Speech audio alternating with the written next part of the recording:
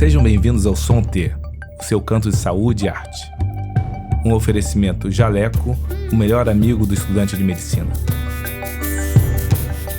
Nosso podcast fala sobre saúde e arte, tendo a música como tema principal.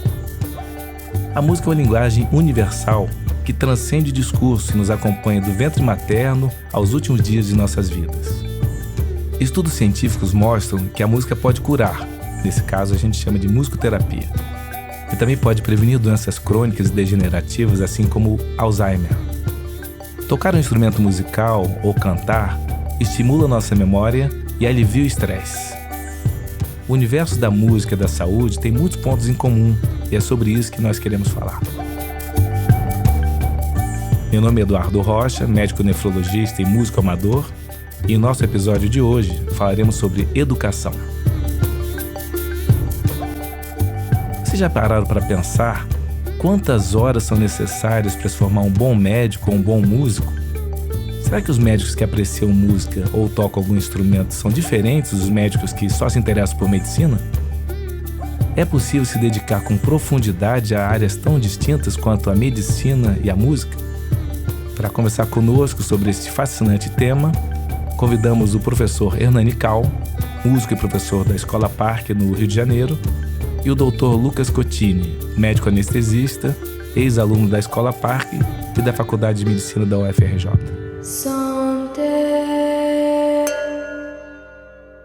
A gente, na produção desse programa, obviamente fez um levantamento do que tem de científico por trás disso.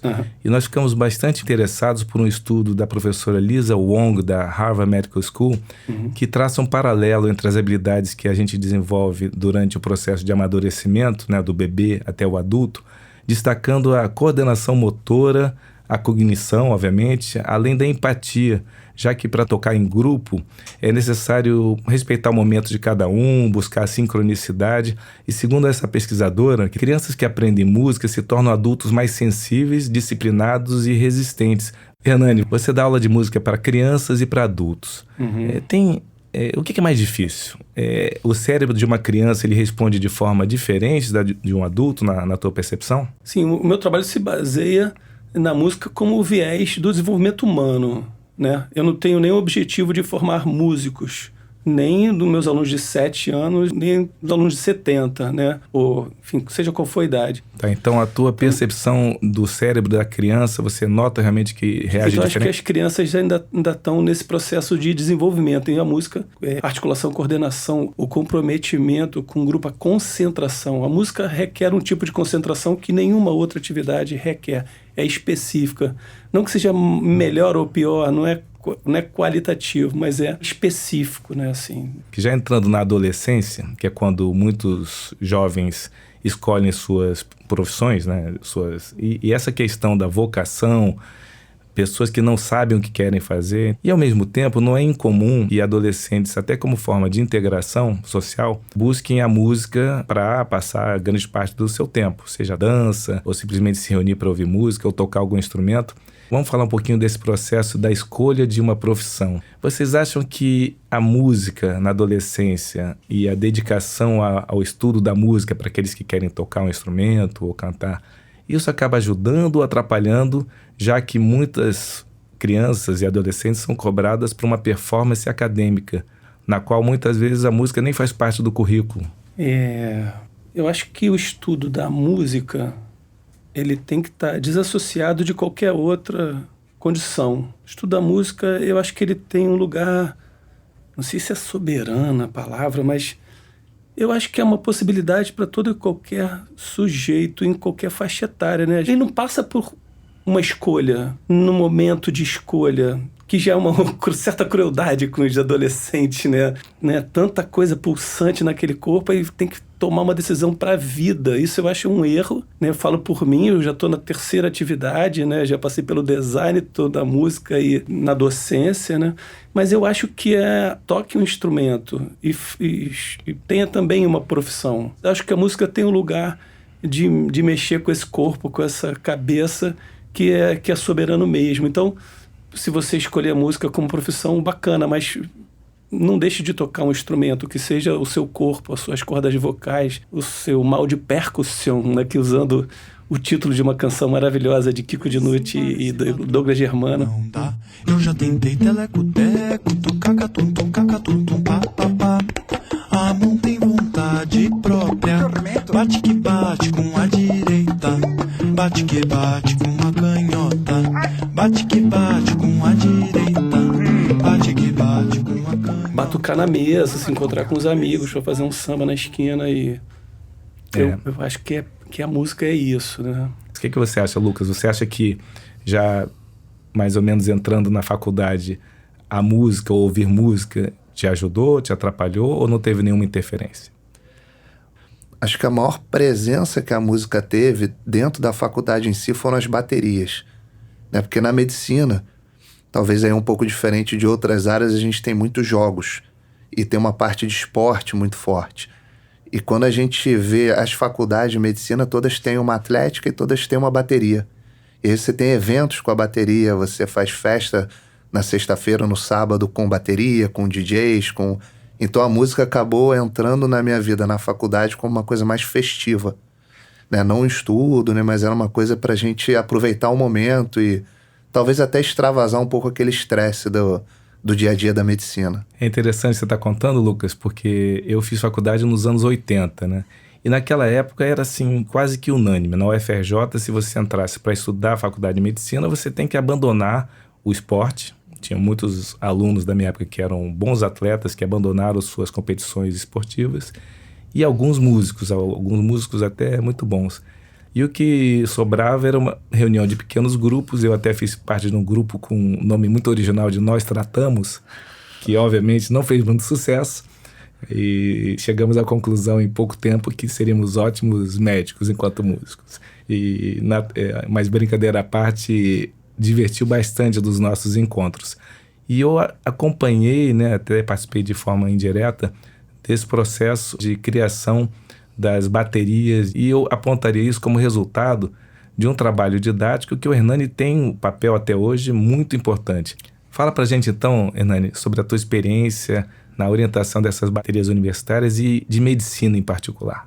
Eu fiquei muito surpreso, a primeira vez que eu vi foi por um modo competitivo, né?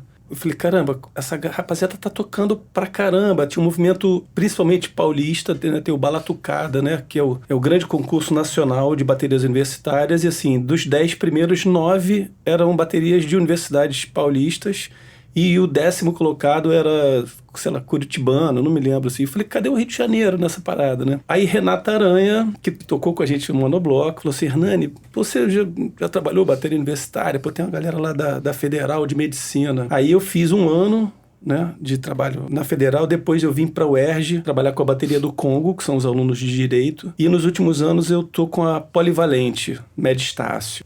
Outra questão didática, Hernani, porque a gente fala de bateria, talvez para o público que está nos ouvindo, a gente imagina logo o samba, já que é a bateria da escola de samba. Mas eu tenho alguma ideia, né? Eu já acompanhei e assisti alguns alunos tocando. Existem outros ritmos. Como é esse ensino de outros ritmos para os alunos de medicina? Você acha que eles, de alguma forma, respondem bem ao aprendizado como um todo, já que eles estão aptos, estão sempre aprendendo alguma coisa nova? A linguagem rítmica pode ser universal. Então, a partir do momento que eu compreendo uma linguagem, eu ouço um ritmo, reproduzo, entendo ele e consigo reproduzir ele na mesa. E quais são os ritmos que vocês ensinam? Bem, eu aprendi muito com o Monobloco, né? Com os fundadores do Monobloco. É a minha escola, uma das minhas escolas principais. E lá a ideia é essa, um instrumental da bateria de escola de samba, que a princípio só toca samba, né, os blocos de carnaval, cariocas, explorando a diversidade rítmica do cancioneiro popular, né? Então a gente pode tocar ciranda, a gente pode tocar baião, shot,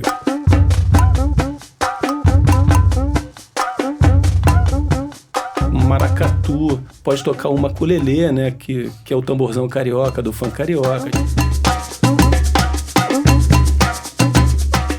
A gente pode tocar uma quadrilha, né, uma marchinha de carnaval. A gente pode tocar o reggae, o que a gente resolver tocar, a gente pode tocar.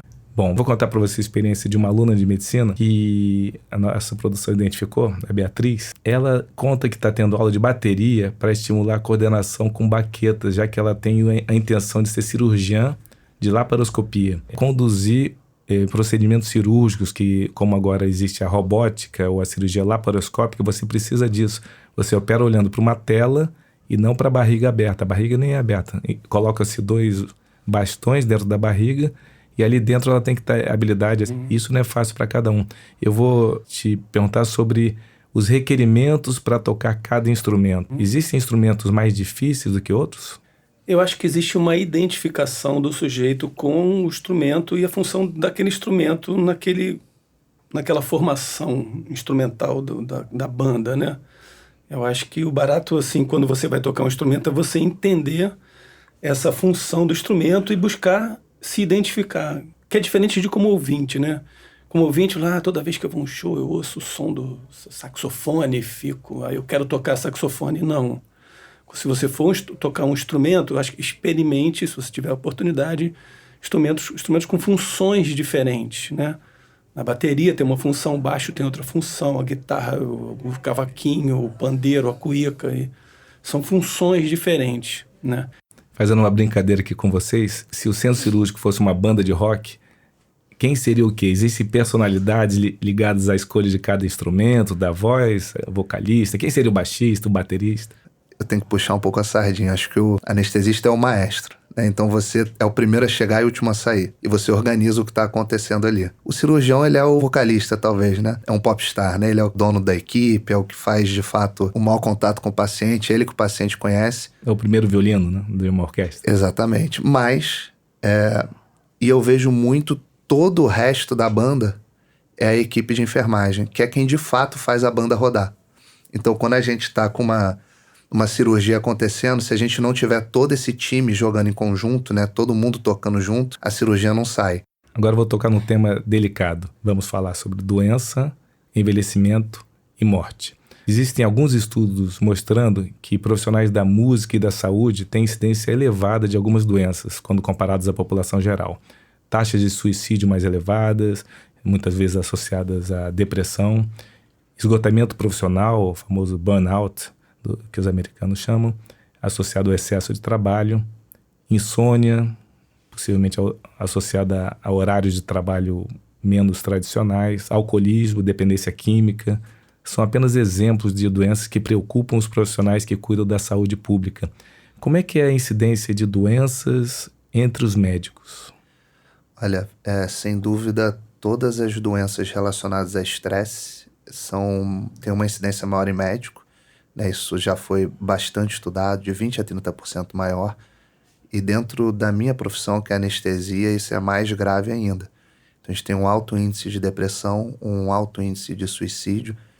E o que talvez tenha sido uma das piores, né, coisas que aconteceu nos últimos anos é o maior número de dependência química. Até porque o anestesiologista tem mais acesso.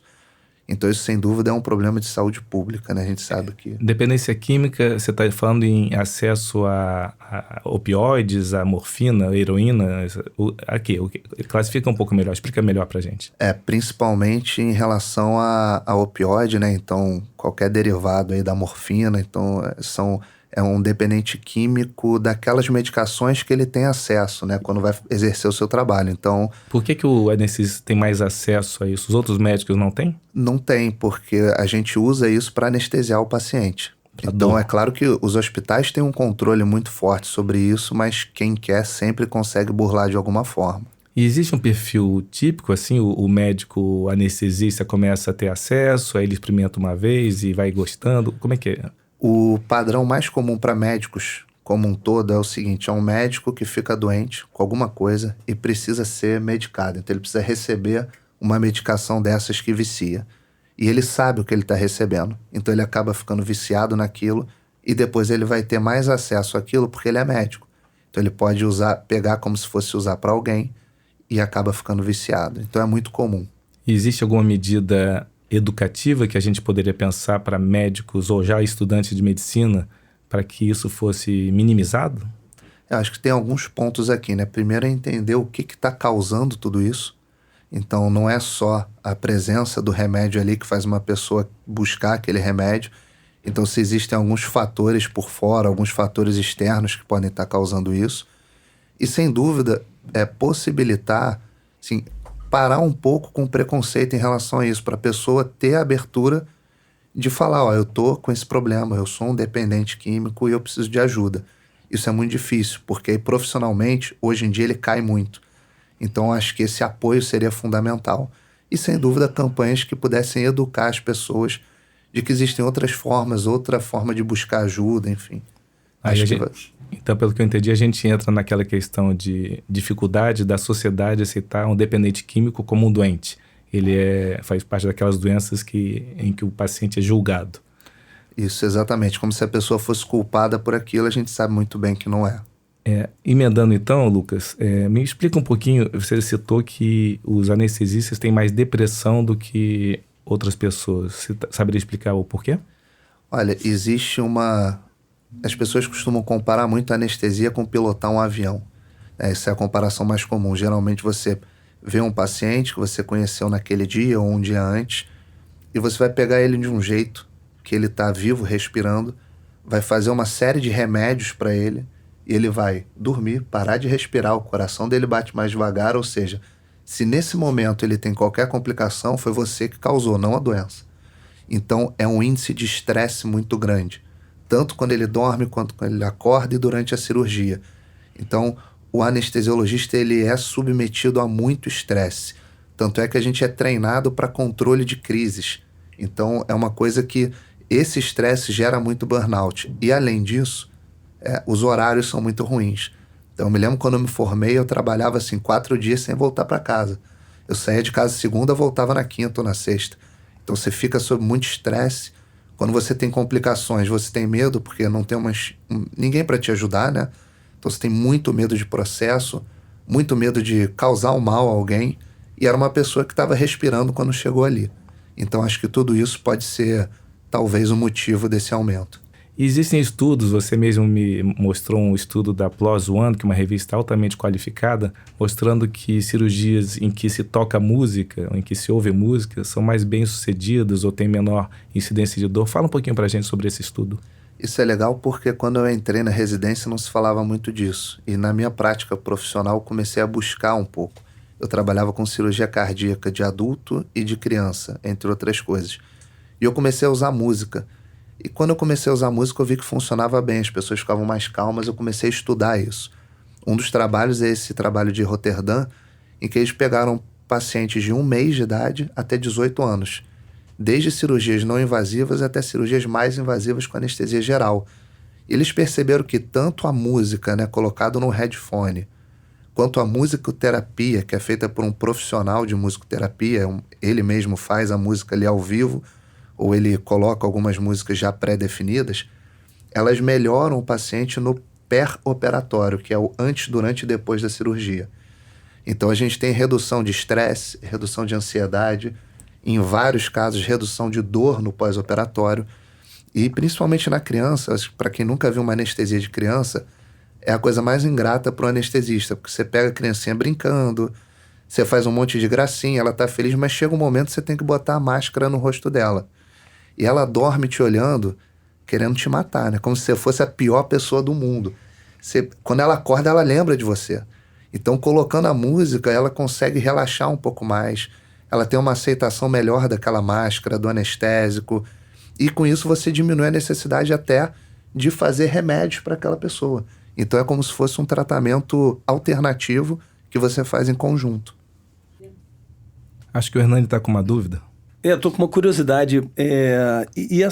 Como é que é esse repertório dentro do centro cirúrgico? Ele varia de acordo com a faixa etária? Ele atende um perfil? Você busca um conhecimento do perfil do paciente? Como é que é isso?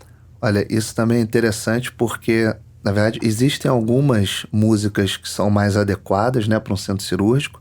A primeira vez que eu fiz isso, eu fui xingado porque eu coloquei a música alta lá na sala e depois eu descobri que tinha que ser com headphone. Eu atrapalhei todas as outras cirurgias. sempre coloquei música para trabalhar. Quando o paciente entrava, eu desligava. Mas aí, vendo os tipos de música, geralmente se indica música clássica, se indica o jazz, se indicam músicas que não tem muita batida, porque ali a gente quer promover o relaxamento.